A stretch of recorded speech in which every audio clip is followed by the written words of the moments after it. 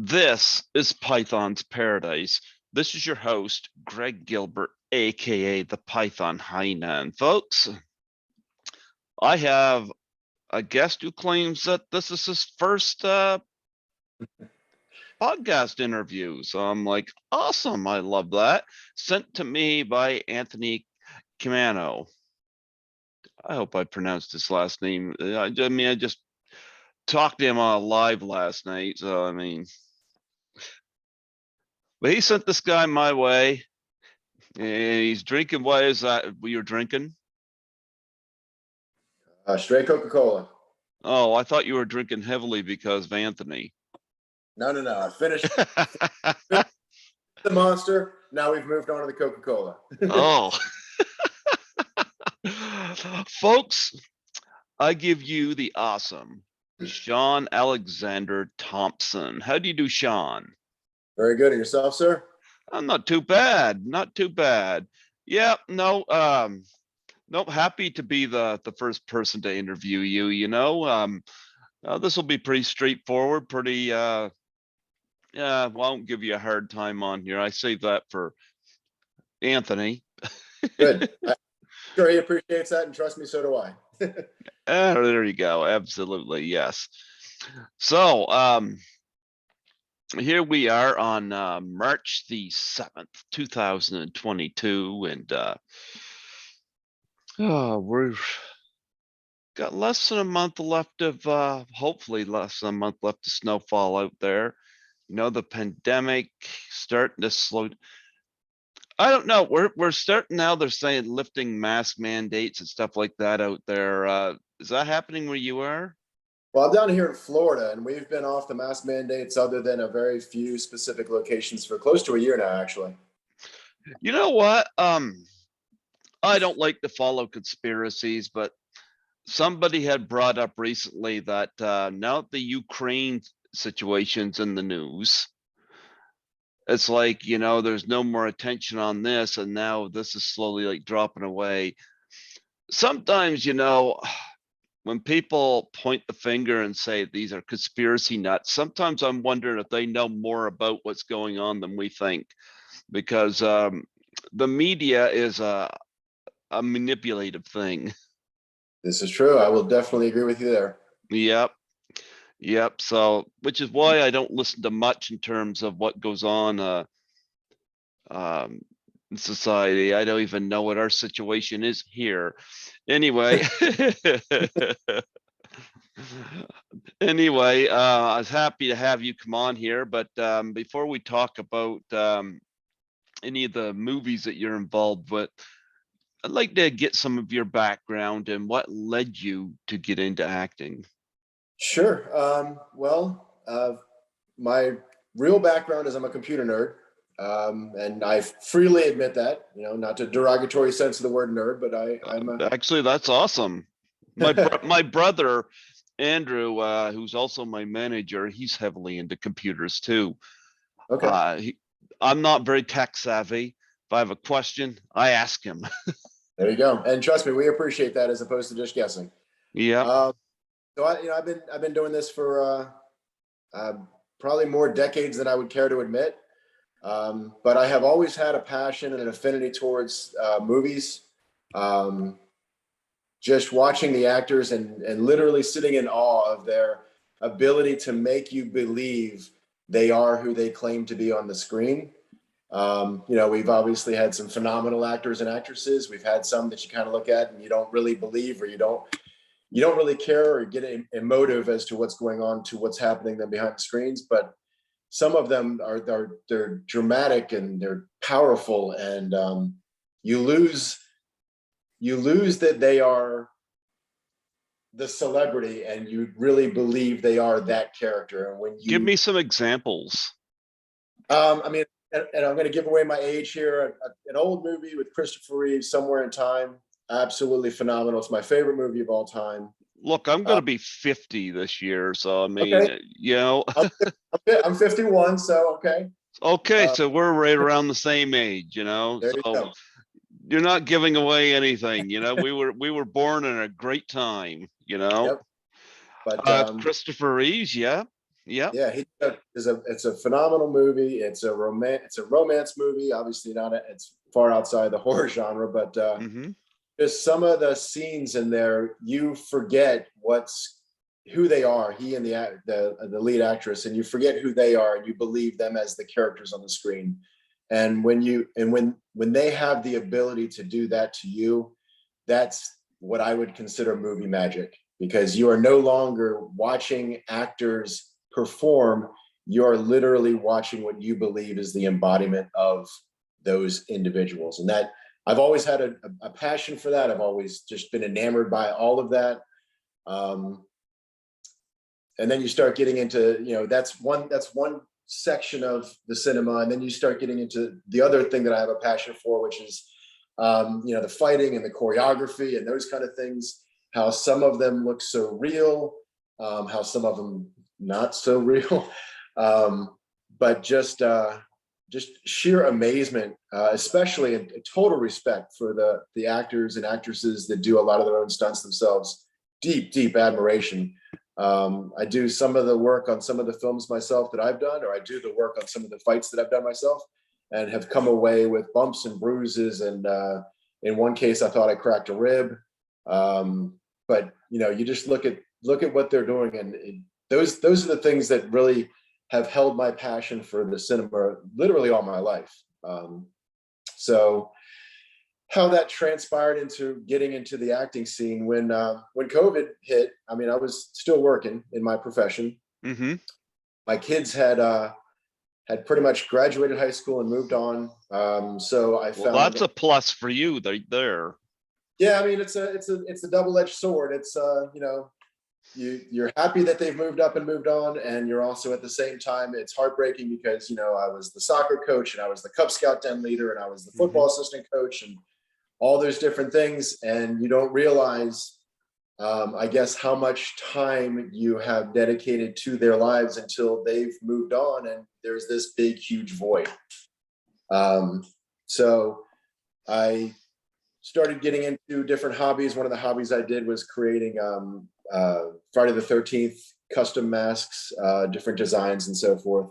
And that led me to a whole bunch of different Facebook groups and contacts and stuff like that in the Facebook social media world, and started happening upon people that were talking about these fan films, and started talking about those and inquiring about those. And somebody had mentioned a casting call about being a part of fan film. And since I don't have any formalized training, I was like, that's not something I can do. That's for, career actors, not computer nerds. Passion for it. Jason Bradford, who I know from 13 Fanboy, which I'm a co-producer on, he made these COVID masks. Hmm. This is a final chapter one. That's beautiful. Because Ted White is my favorite Jason. Okay. Yep. And speak of which, let me see here. Where is it? See if I can get it. Let me see.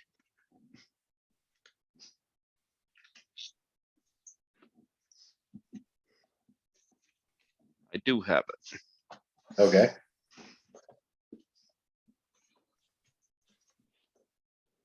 Speaking of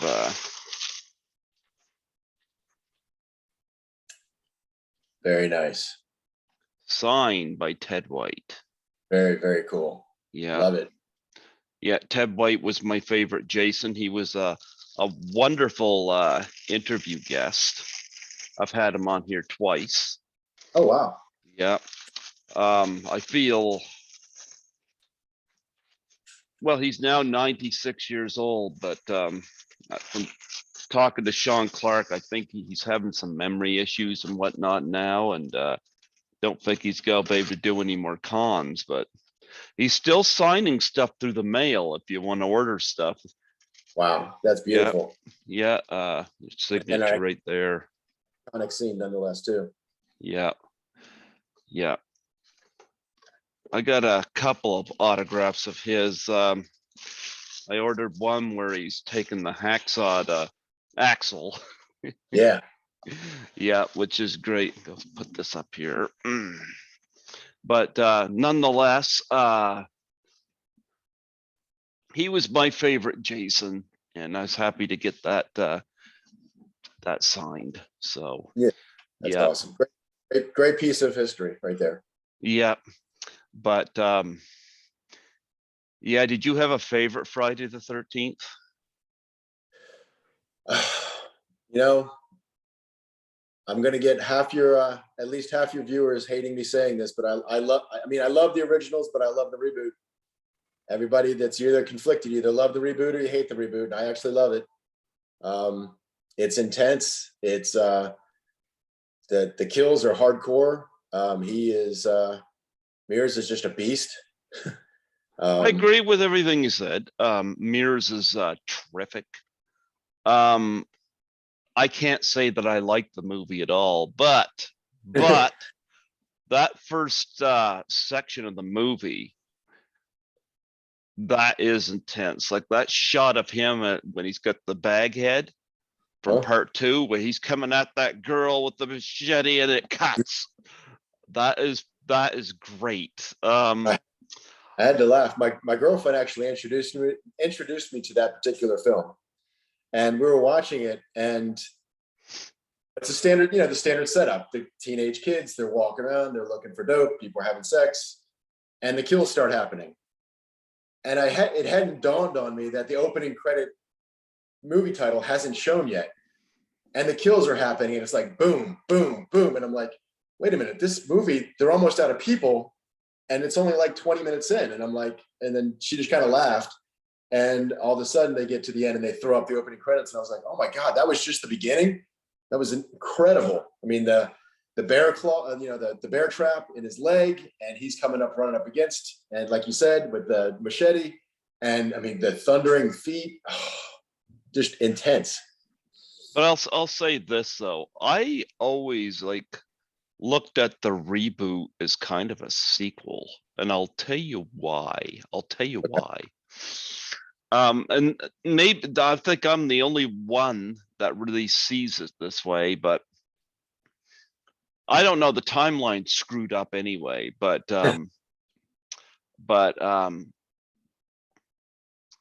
frankly, had Paramount done this movie, what I would have recommended is them playing the end of the original, where after the beheading happens, then cut, and I don't know what that necklace thing was all about. I think that was kind of a terrible addition to it, but I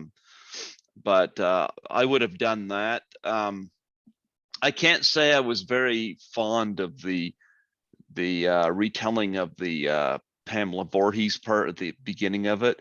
It didn't quite pack the punch that the original had. Right. But I'll say, yeah. But one of the things I noticed, like, let's just say, for example, that maybe this movie takes place after, I don't know,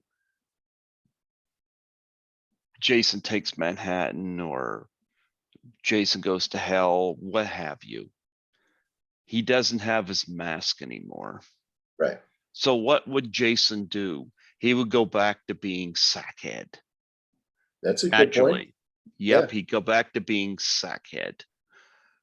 I noticed when he kills the doper and he accidentally gets the sack knocked off his head. Mm-hmm. Kills the doper, he goes to pick the cloth up, and he sees the hockey mask under all that, whatever. And it's almost like he does a double take on it, like he recognizes it. Yeah. That's just my interpretation. Yeah. Have you seen the alternative on how the alternative scene for that hockey mask scene? No, I don't think so. Yeah, you should check it out on YouTube. There's actually an alternative, and I really wish they had done the alternative instead. It has the stoner actually putting the mask on, goofing off, smoking a joint or whatever, and he actually beheads him with the mask on, and then he pulls the mask off the dead body. So he didn't. So in that version, he didn't stumble upon it. It was basically he ripped it off of a decapitated head, and I was like, oh, I wish they would have used that instead. That was definitely spoke more to the hardcore of the other versus kind of just stumbling across and seeing his reflection, kind of like you said. But in the mirror, you know what? That would have worked too. Yeah, but like you said, in the mirror, it looked like he was looking at it like, hey, this kind of looks like I remember it's supposed to look. Kind of like it is a reflective thing more so than a new concept. There you go. So that's kind of how I look at the reboot. It's not the worst one of the franchise, I'll say that. I think that Jason X is by far the biggest dog pile of shit from the franchise. When I saw Jason X in the theater, it was like I was watching a comedy because Yeah. there was so much laughter.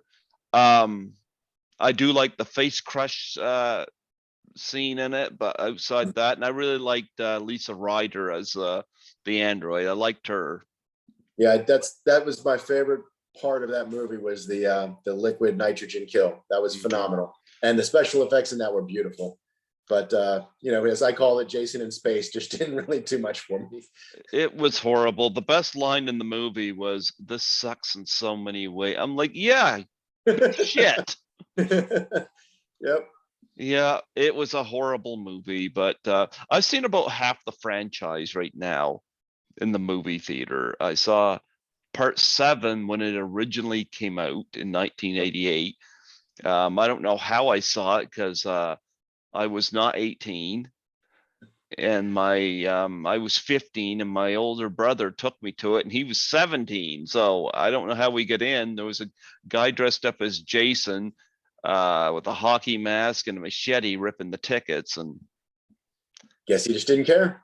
didn't care, I guess. We went in, we watched part 7. Um, the only one we didn't get here is Jason Goes to Hell, did not play here in Fredericton, which I don't know. But I saw Jason X in the theater, regretted that immediately. Saw Freddy versus Jason, a film that I think they had the wrong director behind that one. To say now, what did you think of that? What were your thoughts on that one? Because that one seems to be a very controversial one as well. You know what? Ronnie Yu claims that he only watched the originals of both Elm Street and Friday the 13th. Okay. And with Elm Street, you can get away with that.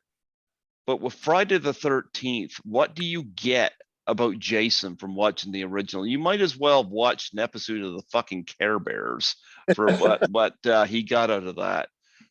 If I was connected with him, I would have either given him a copy of part 4 or part 6 and say, watch. Yeah. Then you'll get Jason. Yeah. You know, I can't stand it when these people go into these movies. They're supposed to make a new one, but they never seen any of them, and they'll watch the original Friday the 13th and think they've got it. And think that speaks to the franchise. Yeah, and no, it doesn't. Yeah. No, it doesn't. So, Ronnie, you missed the mark by far. The one thing I found was interesting, and I know it's another conflicted or debatable point about that particular film, was the scene in the dream state when Freddy has Jason regress back to a child and the fear of water. And I've heard people online talk about, why is Jason scared of the water? Because he's underwater so much, it shouldn't be that big of a deal. And the thing that I found interesting about that was that, you know, he regressed to the child crying, and was that there's a psychology behind, if there is such a thing behind a Jason psychology, but there's a psychology behind that inner child. You know, when he's out killing, he's no longer that child. He's just a beast, an uncaring, just savage juggernaut that's just killing whatever's in his path. But as soon as the water, it's almost like that triggering effect to when it's not in him to kill, it's just in front of him or around him, and then he regresses to the child, and you kind of go, well, maybe that's more of a psychological thing. But again, I possibly try to read way too much into some of these scenes then, because I think part of me wants to justify why he's not just saying it's just water. I've slept underwater forever. Who cares? Mm-hmm. I saw the reboot in the theaters, and I saw the original at a midnight screening. Cool. Yep.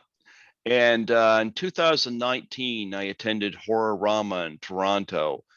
And there was on a Friday the 13th, it was actually in December, Friday the 13th in December, I went to what they call the Drunken Cinema at the Deja Vu Theater and saw a midnight screening of Jason Lives.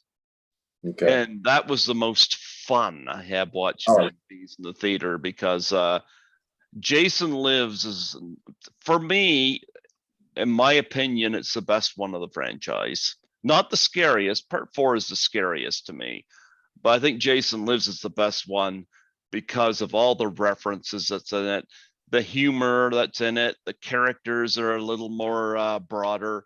I but watching Jason Lives with an audience was an interesting thing, you know? especially on the day. Yeah. And I'm good friends with Nancy McLaughlin, who Okay. played Lisbeth. And I put a post on Facebook when I went to see this. And the following night, I was going to a Christmas party and my phone rings. It was Nancy McLaughlin. And I said to her, I said, I watched you last night. And she goes, I know. That's awesome. I love Nancy. Speaking of Nancy, I'll show something off here that she sent me. Oh, wow. Yeah. Yeah. Nancy McLaughlin is awesome. She's a Way dear, cool. yep, she's a dear friend of mine. Yeah. Love Nancy. So anyway, so that So that led me into the realm, if you will, of acting in general. The idea that, you know, something could be done. So I did my first film, um, which was Roseblood, if I can, you know, state it. Played a very small role. I think I had, you know, 7 words in the entire thing, but it was a nice introduction into this is what it's like, and this is what's actually happening behind the scenes. And from there, it's just been an adventure. I've watched Roseblood. I interviewed Lar Park Lincoln back in 2016. I was supposed to have her on last year, but unfortunately, she's trying to heal because she had a spinal surgery, Yeah. and so but I've been in touch with her, and you know, when she heals up, we'll do it, you know. But um, I love Lar watching, especially some of her con videos. You know, she's got a big sense of humor. You know, Yeah. yeah, I love Lar, and I interviewed Jessica Hotman Mhm. late last year as well, and so I got a couple of interviews in on Roseblood. Very cool. Um, Well, obviously you can't recognize me right now because I have facial hair, and that's in that film. I had no facial hair for the military role. yeah, Yeah. did you get to meet Lar? No, unfortunately she was done filming before I arrived. Would have loved to. Ah, Yeah. yeah. Well, you must have worked with Jessica Hotman. She's all through it. Yep. Yeah. Yep. She was amazing. The again, that dramatic feel that takes you out of the individual and into the role. Then she nailed it, in my opinion, at least. Yeah, I like Jessica. I had her on here, and I know she loves my cat, which who's over there. He, yes, my cat likes to avoid me when I'm on here because he knows I'll stick him on here. Very Yeah, Jessica Hotman liked my kitty. But cool. yeah, but yeah, Roseblood. I watched that, and I'll bring up your IMDb here. Yeah, you got a few films. Well, 2022, you've been busy. You Yeah. have been busy. Yes. Well, I think one I am going to bring up here first is The House That Eats Flesh. Speaking of sackhead, Jason, you play a baghead in this. Yes, I Now, do. I'm not involved with this movie. I can tell you, I've interviewed a few people involved with it. Okay. I've interviewed Lisa Wilcox. I've interviewed Angel Bradford back in January. I've interviewed Lydia Manson. And let's see, going down through here, see if there's I don't know who this Shawn Thompson character is. No, he's in concept. Yeah. Move on to the next one. Yeah. Yeah. I've interviewed those four. I wonder if there's anybody. I thought Noelle Berger might have been involved with this, but maybe I'm wrong. No, gee, they got Mark Torgel as an associate producer, but I've interviewed him. Okay. He was the Toxic Avenger. He's mop boy. Yeah. Very cool. Okay, there's a few people I recognize in the producer realms in this, but talk about playing Baghead in this movie. Well, I can definitely say that I have deep respect for anybody that has had to act with a bag on their head. I was fortunate enough to have 2 eye holes, whereas, Friday the 13th, they only got 1, and I have no idea how they did peripheral vision with 1 eye hole, because 2 eye holes was damn near difficult. There were some scenes where we were trying to do some manipulation of weapons single-handedly, and it just did turn into a comedy of errors, because when you have no peripheral vision whatsoever, weapons were dropping on the floor left and right that I was trying to manipulate one-handed. It just was not working. But I think honestly the best and easiest part about that particular role is that nobody saw my expressions. I didn't have to worry about literally eye contact, facial expressions, anything at all. That made it very easy for me. And Baghead has no dialogue, so I didn't have to say anything. That's a plus. Yes. So it was just basically kill indiscriminately. And that was not a problem. Well, did you get to work any with Lisa Wilcox? Yes, I did. I can't give anything away, but she is phenomenal to work with. Yes. I interviewed her back in 2016, and she was my first interview by Skype. Okay. And she was also my first Elm Street interview as well. So very cool. Yeah, she was really cool to talk to. I haven't talked to her much since, mind you, but I've got a lot of respect for her. So yeah, glad you get to work with her. I have interviewed Angel Bradford and Lydia Manson. Any stories about them? We all stayed in the house together, a collection of us. Lisa had her own place that she stayed, but the group of us stayed in the house together, filmed, as time appropriate, and just crashed where we could, sleeping bags, sofas, wherever we could. And honestly, I mean, it's not movie gossip per se, but it was very cool just getting to know each other, because when you're filming, you're in character, and when you're eating together, you're out of character, but you're still whatever. When it's 3 o'clock in the morning and somebody's snoring down the hallway and really loud, and you're kind of taking sides, grouping and laughing and goofing off about it, you make really good friendships. And that was probably the coolest part about that whole cast. Was just neat in the fact that in the span of, I think I was there for 5 days. In the span of 5 days, I got to become friends with people that I would say I'm tighter with than people that I've known for a long, long time, which was really neat. So not that we want any gossip, but listen, I gotta pry. Who was snoring? Was it Angel or Lydia? Which one was it that was snoring? I know I have to do scenes with both of them in the future, so I'm just gonna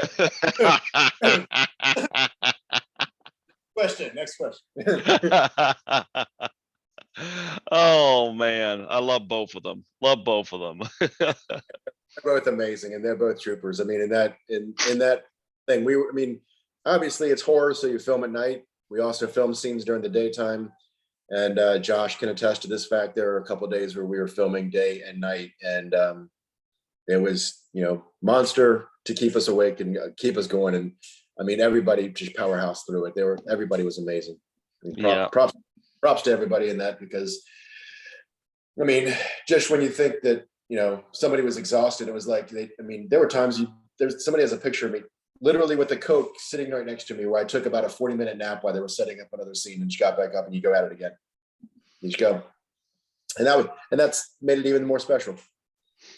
Angel Bradford, I think she's hysterical, I loved having her on, just getting her going. Lydia, I was at work Saturday night and just happened to catch a live stream with Anthony Camano, and Lydia was popped on there and says, "I told you not to do this."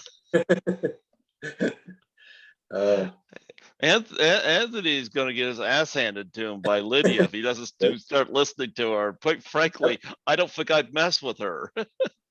No, he's definitely going to, and if he does, I want to make sure somebody records it.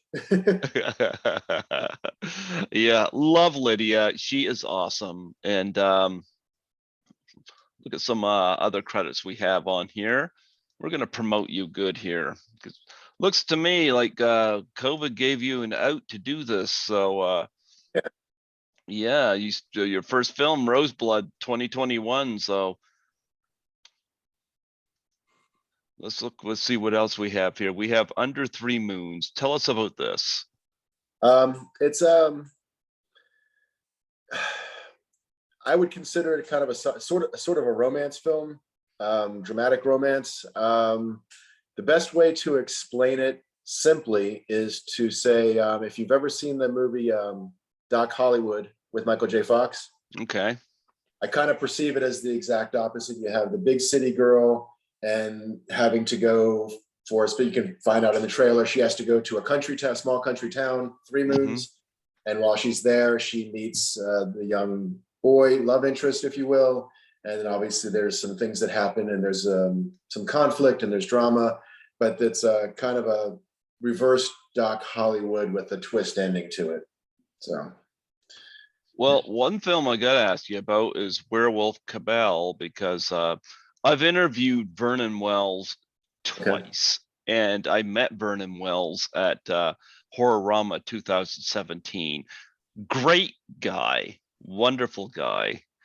I was really hoping to meet him on set. Unfortunately, he finished up on Thursday, I think, and I flew in Friday night. I remember him from the Mad Max days, as well as from Weird Science, and I was like, all right, this is somebody I have to meet. And then I heard he left, and I was like, no. So well, another.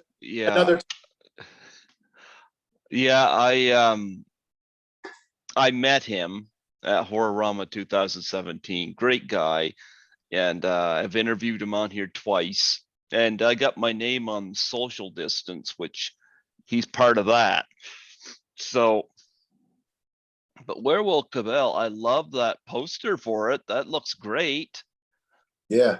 So talk about this film, what you can tell me. So obviously it's a werewolf movie, primarily filmed over in the UK, and then with a couple scenes shot in California. That's where I flew out to California. And my particular scene, let me see what I can say without giving it away. Police officer, detective, in a police area interrogating somebody, and it doesn't go well, and we'll just leave it at that. So you go to jail. I get it. Okay. I wish that's all that happened to my character. Well, you have Not For Sale Florida. You get to, maybe work with Dean Cain. Yeah, that was we filmed that one locally here. He and the production crew there here in Orlando are doing a lot of local projects to raise awareness of human trafficking that's going on. Mm-hmm. So in Not For Sale Florida, as well as the other one, Ghost Trader, those are both having to deal with human trafficking on different aspects of it. In the Not For Sale Florida, I just kind of played a bartender, overseeing some human trafficking going on in the bar that I'm running. Mhm. In Ghost Trader, I played a much more nefarious role. I was actually one of the bodyguards for the guy that's doing the human trafficking, and that was a little challenging. I mean, you know, when you play a role like Baghead, you disconnect yourself completely from the idea that you're killing somebody because you're not really killing somebody. So it's completely, you know, you just disconnect and you act out the scene. When you're doing something like being a bodyguard for a human trafficker, and there was a lot of girls in this, young girls in the movie that we were filmed stuff in a warehouse and stuff like that, and it looks pretty real. I mean, they have the dirt and they have bruises and some blood on their face and stuff like that. And it's pretty emotional. It definitely takes a toll and it makes you realize what's going on out there. It's really depressing. So I'm glad they're making movies to make awareness of it. But when you see what's going on, I mean, it's when you're doing the setup for the scenes, it's heartbreaking. I mean, really. So Well, you got Demons at Dawn. I'm familiar with Danny Thompson. Yep, that's another one that's out there in California. Again, mostly primarily filmed in the UK. Mhm. A little bit out in California as well. Yeah. Yeah, these are either filming or post Correct. or pre-production. So you just tell me what you can. Don't want to get you in trouble. Exactly. So that one I probably can't speak to too much because that's just wrapping up. So I don't want to give anything away because there's no trailers or no nothing. All there is behind the scenes photos from people at this point. So, and they're all pretty much on production set groups. So I'll leave that to the producer to find out what he wants to share. Once the trailer goes out, obviously everybody can find out more of what's going on. But yeah, the two that have been released so far, obviously Roseblood on YouTube and Mhm. Texas AF has been released on Vimeo. That was a fun movie to do. I had a very small part in that role. I was just, I won't say just, but I was a reporter in that role. Standard green screen thrown up on a TV a couple times.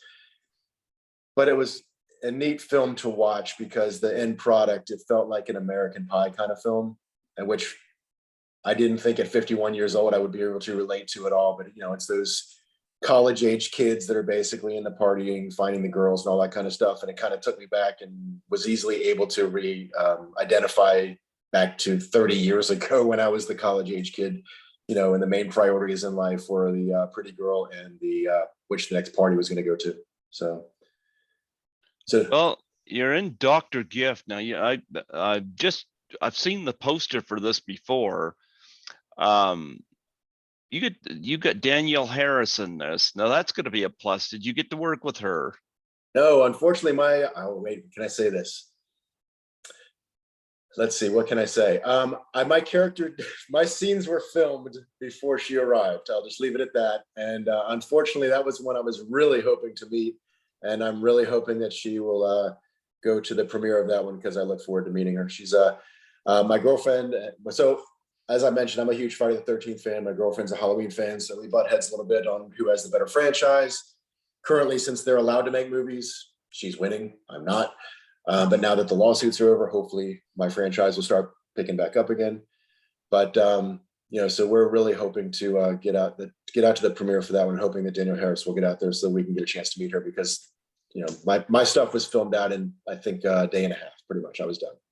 Wow, I'd seen a wicked picture of her with a guitar and covered in blood here with white. Yep. I'm like, what You a can actually, if you watch the trailer, so you've seen the photo of what the after effect is. If you watch the trailer, you'll see what led to that scene. I won't give it away, but if you watch the trailer, you'll see how it got to that state. okay. And you'll see me in that trailer as well. You won't be able to recognize me because I have a 1918 police officer uniform and a handlebar mustache and no beard. So it's a different look. Les Nolan, Sam Hain. Now I've heard of this. Yes. That's supposed to be coming up sometime filming. I believe it's in a few months. I haven't got a confirmed date on that yet. Well, So they're saying Brian Andrews is supposed to be in this. yeah. Yeah. Yeah, Lydia Manson. That's where I heard of this. I interviewed her, of course. Hmm. Of course. I know Amy Crabtree. I know who she is. I'm familiar with Robert Betts. Troy Elke. He's involved with Yep. this. Love Troy. Troy's got an amazing voice. That guy is phenomenal. Friends with him on social media, worked with him before on a couple of things, and thankfully I'm friends with him on Facebook because he posts videos, these hilarious, just little 30-second to 1 minute videos on Facebook, and they are the funniest things in the world. Just I don't think he realizes how naturally funny he is. It's very cool. So I don't I'm think he honored. realizes a lot of things. I could say that because I know he's gonna laugh at it. I love I'm Troy. looking forward to meeting him in person. So I've had him on here twice, and I had him on with a group chat for 13 Fanboy because I'm a co-producer on that, and I think I was the first to interview Troy. He was somebody, I don't want to say I discovered him, but I had him come on here based on his Friday the 13th theories and what his ideas were, and it just kind of branched from there. And I've always got time for Troy. sure. But I'll tell you one thing: we both have a movie in common. What's that? We are both part of Z Dead End. Okay. I'm an associate producer on that one. Very cool. Mm-hmm. Yeah, I was supposed to be in the military on that scene, and unfortunately I had a conflict of time, so I couldn't. I had another schedule I had to keep, so I couldn't do that one. So I've talked to them and seen if I could actually. I know that they're still doing some pickup scenes, and I've asked them when they're going to be looking to do them, so I can do one. You better do it so we can have a movie in common. I know. Now that I know this is imperative, I will make it happen. Yes. I've had Robert Restro on here. Yeah. And I've talked a few times again just through social media, and just want to say I just kind of doing just a heads up. Let me know when you need me to be wherever, and I'll be wherever, just so I can be a part of this. Well, you got a great cast of people involved in this movie. I've had Genevieve Rossi on here 3 times. Yeah. But it's funny because I was at Frightmare in the Falls last year, and 2 of the people that were there were in Z Dead End. One was Felissa Rose, who was the busiest all weekend, and the other was Dave Sheridan. Dave Sheridan was in his Officer Doofy costume. Nice. And yeah, and I approached his table and I said to him, I told him I was associate producer on Z Dead End, and he says to me, he says, technically, you're our boss. And then he turns to Felissa Rose at the next table, and she goes, "Hey, this is our boss." Felissa's like, "Hi." That's awesome. Oh yeah, I loved both of them. Yeah. Both of them, and I had fun meeting them. And like I said, I got my picture taken with Dave Sheridan dressed as Officer Doofy. And Iconic role. Everybody goes to that role for him. That's awesome. yeah, and I got and I met Felissa Rose. Felissa is, if you get to meet anybody at a con, go meet Felissa Rose, because I'm going to tell you, she is awesome to meet. I remember getting a picture signed for my brother, who's taking care of our parents who are both terminally ill, and I told her about that, and she wanted to do a shout out video for him. It's like, how cool is that? Yeah. Like I love Felissa. I haven't had her or Dave on here yet. I'm planning on it. They both said they would. Well, if you get Dave, you got the outfit. Yep.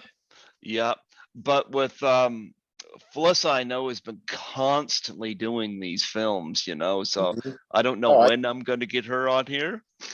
Yeah, every time I see a casting thing, I go check out the IMDb link to see who's in it, and she seems to be in all of them. It's amazing how she must work 48 hours a day. Yeah, but I had fun meeting her, and she was completely on in Yeah. Frightmare in the Falls. She was busy all weekend, but you got the Hag Witch. And Yep. I have interviewed Eileen Dietz from The Exorcist from this. Okay. Yep. Still waiting for that scene to come through. I'm a vlogger on that one. I'm just waiting to find out the script, what they want me to read on for that one, and I'll take care of that one because that's basically a send in, Okay. which is an interesting thing. I didn't, again, being new to this, I didn't know that was like a thing. Oh, I've That done it. have you? I'm part of 9 James Balsamo movies, and I've never met him. That just blows my mind that you You can know, just film yeah, out in your backyard. I'll send my scene in, and he splices it into the movie. Um, Probably the one that stands out to me the most is It Wants Blood, because I had 2 scenes in that, and they're both being watched on a television by Eric Roberts. That's the set with Texas AF. He filmed me in a green screen in his house. It was just the two, or he and his son, because his son was doing the sound. So it was essentially the 3 of us. My dad was there, and I was like, okay, cool, and that was it. And the next thing you know, I see the film show up, and I'm like, I don't know where it. I joked with him at one point. I'm like, so this movie is basically 20-year-olds. Where does an old guy like me fit into this movie? And he was like, you're going to do some transition scenes. It'll all work out. And I'm like, all right, I'll take your word for it. I read 2 news stories, and sure enough, it's 2 different scenes where they're watching the news and I'm on the news, and I'm like, very cool. Good. Look forward to maybe meeting some of the guys on the cast one day, but just interesting to see how there's a magic behind how all this stuff gets put together. It's just really neat. Well, Sawyer Massacre, I am familiar with. I've had Steve Merlo on here. I'm flying out Thursday morning, actually, to Texas. My stuff films Friday. Okay. Yeah. So that one I'm definitely familiar with. Steve's been on here. He was a great guest. And a lot of these people get referred to me, which is always nice. But Nicest guy in the world who's had to talk about having to deal with the COVID thing. That thing was actually supposed to be done a year or so ago. Or we were talking about it. I was chatting with him about it, and the COVID international lockdowns prohibited him from coming down. So, and of course, where you worked on a Friday the 13th fan film, here you are working on Texas Chainsaw fan film. And with Lisa Wilcox in the Baghead movie, we have that tie into Freddy. So there you go. I didn't think of that right there. And if you want to, we can throw Daniel Harrison for the full quad for the Halloween franchise. Oh, there you go. Making all the connections here. Exactly. Now, the Flower City Butcher, Anthony Camano, he is sending me a lot of people. He sent me you for today. You got Angel Bradford. I've had Scotty McCoy's been on here 6 times. Wow. Yeah, in fact, I was talking to Scotty earlier today. Troy Elke, of course, involved with this. Samantha Larkin, I got scheduled for Thursday. So I'm getting let me see. Right now, that's 6 people from this movie I'll have had on the show. Shit. And I haven't even seen this movie. Yeah, I was honored. We don't have a filming date on that yet, but I was honored and laughed when he asked me to be on it. He said, I need somebody that is basically big, looks mean, and looks intimidating. And I'm like, I could do that. He was like, good, let's go. So I'm like, if you want big, intimidating, and just mean, I'm like, I can do that. I mean, I got a smile right now because this is fun, but I can turn that off in an instant, and I'm sure both of my kids would attest to that. Yeah, Grace by Night, plot being kept under wraps. So yeah, cool. Yeah, so I can't talk about that one literally at all, but what I can say is my particular character, I hate him, and which is why I'm very honored to be able to play him. I told my family what my character was, and I sent them my audition reel, and both of my dad and my aunt both said, I hate your character, you did good. So Okay. so that's a good thing. If you hate me, then I did a good job. Okay. Yeah. Let me see. You got one more listed here, depravity. Yeah. That's in the fall. We're going to be filming that in the fall. I play the sheriff in that role, and that'll be an interesting film. So it's going to be a busy summer and fall, and it's been a busy spring. So I've been very blessed this year. Well, yeah, well, I'm seeing like post-production, filming, pre-production, like I think you got like 2 or 3 that are completely done here. Yep. Yeah, I'm looking So, forward to. Looking forward. We did another local one for a local competition, the Phantom Bride, and that was fun. I got to again step outside of my normal work a day, buried in the computer screen kind of guy, and I got to play a rock and roll lead singer. So that was interesting well, there because you go. I'm not a big, that kind of guy, as everybody can attest to, but I got to be that guy for a day, and it was interesting. You have the music and the groupies and the beer and the cocaine, and it's interesting. So out of the films that you got coming up, which ones are you most anticipating being part of? Ooh. And that's a tough question because obviously I'm excited for all of them. I'm excited to meet the new people. I'm excited to work with people that I call family now that I've met before. Yeah, but you might have a role in there somewhere where it's like, Yeah. oh, I can't wait to play this or something to that avail, Like I said, the roles that I think that, as you can see from the IMDb, a lot of my characters are police officers and those kind of things. And so I don't know if I just have that stigma or that look, or that I carry myself that way. So that seems to be more of he can do that role. That's cool. And I love doing it. Don't get me wrong. I love doing it.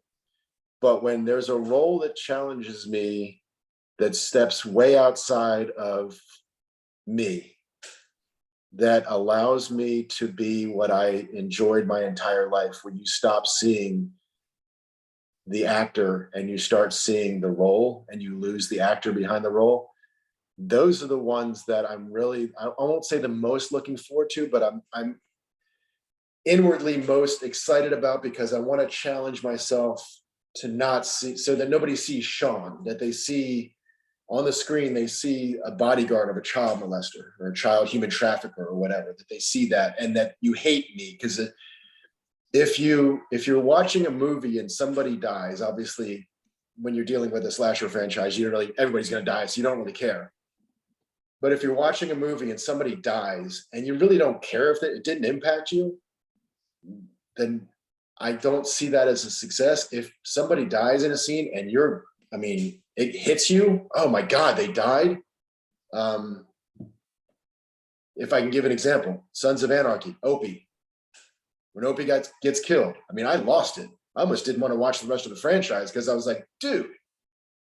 So if I can get a role, and I have some coming, I've had some this year, where it's so outside that somebody looks at it and loses Shawn and hates that person, I'm good. That's what I want. I want to be pushed to my limit so that you hate me. I want you to hate me. It's what I want. So, and you can do that as a slasher like Baghead. It's feasible, but everybody knows the killer's going to kill. So there's no emotional tie to the killer. But when you get something like the person I'm going to be in the one coming up, and the one, the human trafficking, those kind of films, when you hate me that much, that's when you know that you did something that impacts something. So that's kind of what I'm looking for. I'm looking forward to all of them. Les and I are talking about the roles available in his film. He wants me to, he'd wanted me for a role. We talked for a while. He wanted me to do something else, bigger. So we're talking about that. I don't know the details of the role for the Flower City Butcher, the specifics. I know what he wants me to be, the big, ominous, angry, pissed off guy. So if that entails the kind of role where somebody goes, I hate him and I hope they kill him, awesome. Because now you've lost Shawn and you've picked up that guy instead. That's what my dream is. And that's the passion that I've had my entire life about the idea of just movies, because it's no longer the actor, it's the role. That's just awesome. Absolutely, absolutely. Well, it was great having you come on here today and talk about these. And like I said, when some of these get filmed next year and you can get into more details, I'd be happy to have you back. And appreciate that. I'd definitely love to come back. You could tell how much of a pain in the ass Anthony Commano is. And there you go. Not a problem. if he survives Lydia's beatdown. I'll tell you, I was listening to the live chat with him last night, and I actually come on there because I was on my break at work, and I think I might have gotten myself in trouble with that too. But like shit, like what can I say? So you're saying you're on the Lydia hit list as well? No, I'm on another hit list. I'm on the NDA on a chat group hit list, and I'm not going to get into that, but it's fucking bullshit. And yeah, I don't like clicks, and I don't like situations where you have a hierarchy where these people are better than these people, like you said that I'm your first interview. There's a lot of people that would not give you that opportunity because you're not a name. Right. Well, I'm very much in touch of what about depression and stuff like that and how that works. You want to start affecting a person, start trashing their self-worth and making them feel like they don't matter.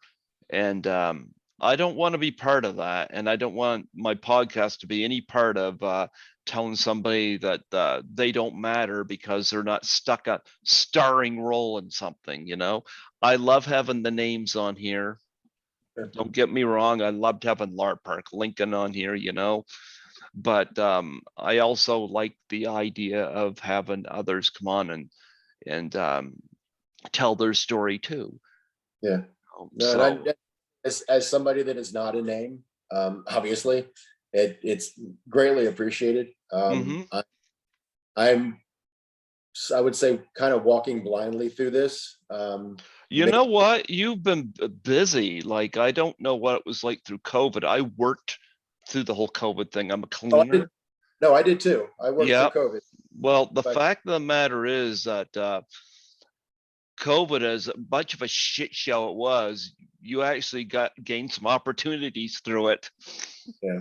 Because I'm looking at your IMDb and it's like all this red letters of post, pre, and filming. So you got a lot going on. So you got a lot to be proud of. So I was more than honored and happy to have you come on here today. I appreciate that. And it's just been an honor to meet so many amazing people. I mean, like I said, from my youth, it's films in general have been a passion, just a lifelong passion. And to meet so many people behind the scenes now and in front of the camera, but also behind the scenes, and just there's so many names and so many, unbelievable how much goes into. I mean, you don't realize how small percentage wise the filming is when you look at the entire end to end, and it's amazing. Everything that leads up to it, up until the point where someone says action, and then when they say cut and you fly back home and you're like, all right, my day is over. And then they get into the post-production, music, special effects, the sound overlays, editing, and there's just so much to it and so many amazing people. And I'm truly honored to have met all of them. I mean, they're all phenomenal.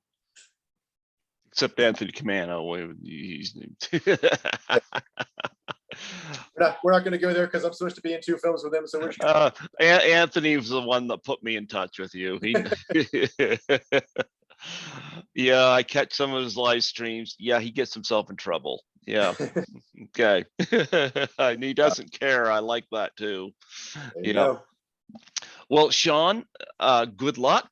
Keep Thank you. doing what you're doing. And yeah, happy to be your first interview. In fact, I think what I'm going to do is I'm going to pass your information on to Scotty McCoy, Okay. who you're going to be working with in a movie, I think. And because he does a podcast, I think he would love to have you on as well. I really appreciate that. Thank you very much. Yeah, absolutely. Absolutely. Anyway, you have a great day. Take care. God bless. And You as well. knock these rolls out of the park. I'll do my best, brother. Thank you. All right. Peace out. Bye. Bye-bye.